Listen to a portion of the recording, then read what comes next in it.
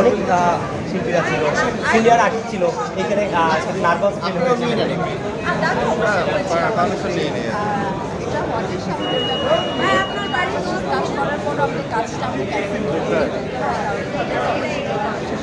আপনি সিনেমার পরে ওই সিনেমাটা দেখবেন ভাই? একজন তো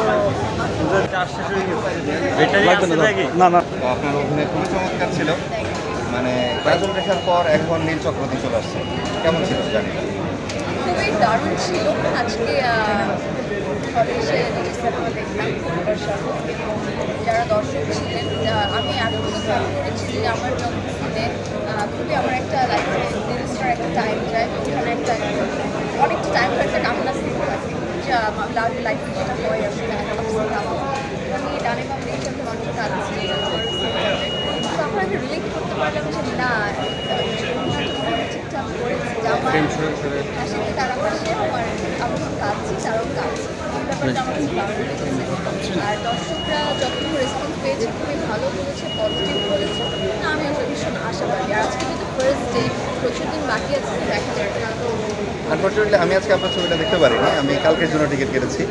বললাম তো আগে কাজল রেখা দেখেছি, আমার একটা আইডিয়া আছে আপনার কাজ সম্পর্কে। তো এখন খুবই মুখে আছে আপনাকে পর্দায়, আপনি বলছেন যে মানুষ কাঁদছে, আমি এতটা ইমোশনাল না, দেখি কান্না আসে কিনা। নেক্সট কোন প্রজেক্ট আছে?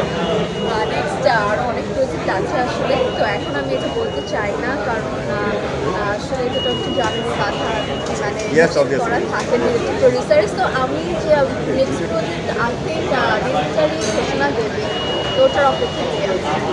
Thank you so much. Can I take a picture with you?